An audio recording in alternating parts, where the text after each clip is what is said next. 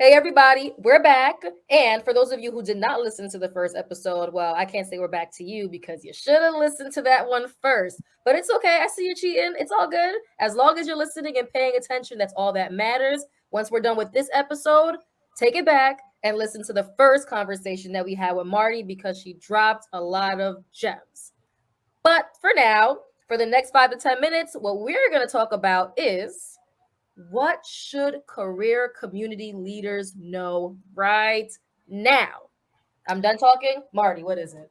There's so many ways to make money on your community. Think through opportunities and ways to make money without taxing your community. Now, it depends on the service you're providing, right? But typically, folks who are doing community-based things, especially if you have a for good focus, right? Because they're definition of community thing, right? You could just have an amazing Instagram following because you're a fashion girl and that's what you do, right? But if you and then in that regard, it does make sense to make money on your community because you're giving a good and a service, right? But depending if you're a for good type of thing, think about ways to make money that aren't that, right? Think about driving grants for your business, donations for your business, and all of that. And I'll play this out in terms of numbers, right? You might have a service that people might pay for, they may not, right? And so you could charge $1 a person a month, right? And if your community is, 50,000 people and you get 50,000 people to give you $1, that's great, right? But your conversion is probably going to be more like 2 to 3%, right? So you're not going to get that. You're going to be lucky if you get, a few hundred people to give you that $1. Then comes the not monetizing your community, monetize people who want access to your community, right? So think of the content creator. The content creator doesn't charge you for their free makeup. They charge the companies.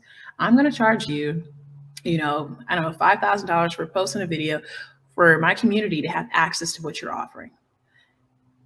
They charged out there. That's how influencers make money. Now, there are opportunities where they can double dip, right? Where they can charge the companies who want to work and have access to their community, and then charge the people within the community. And if your business supports that, do that. But what I will always say is, do not charge people for access to a door that you walked in for free. As a Black woman, I'm never going to charge people in my community for access to education, for access to resources. And if that's the place that we're in, where you're educational, unless they can, honestly, I don't know. I was going to say, unless they can, take what you're teaching and make money, sure. But at the end of the day, what I teach, they're taking and they're making money for the rest of their lives off of it. But at the end of the day, the work that you do and the impact that you leave is much more important than that money in the community that you support. And if you can create that, I can guarantee you the money will come. And it'll come in the ways that you don't expect at all.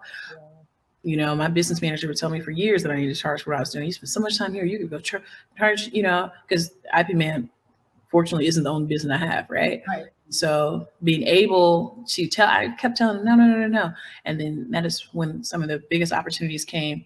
When one time I was really firm with him, like, I'm not going to do it. And literally weeks later, some of the biggest opportunities came for me to start making money on the work that I was doing. So just think about that. That's the one thing I want community people to know is be creative with your business model. And if you can not charge the people who need what you have the most, right? There's a difference between they want what you have, but if you really need it, don't. And figure out ways to tax people who want access to your community. That was a really solid answer. And I love that because you hinted at that. You briefly spoke about it in the first one, but I feel like you use this opportunity to elaborate on that in terms of the how you benefit, why you should take this route, who you're really helping, and why that's so important. I feel like everybody who listened to this snapshot of information from you is like, okay, that resonates and that makes sense. I will make the money. When I make it is the question, but it will happen. Let me just focus on who I'm trying to help first, and everything else will follow after. Mm-hmm. And that's very important for you all to recognize. So once again, if you have this idea, don't sit on it, still try it. It may cost you in the beginning, whether it be your time and your money, but that's an investment. I was going to say the best advice I got, it was nothing to do with IPMA or folding chair, but it was just something I heard. And it said, when you start moving in purpose, God will open the doors for you.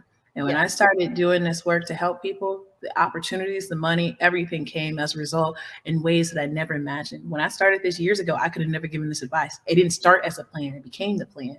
Right. But now looking back, I wouldn't have formed it any differently.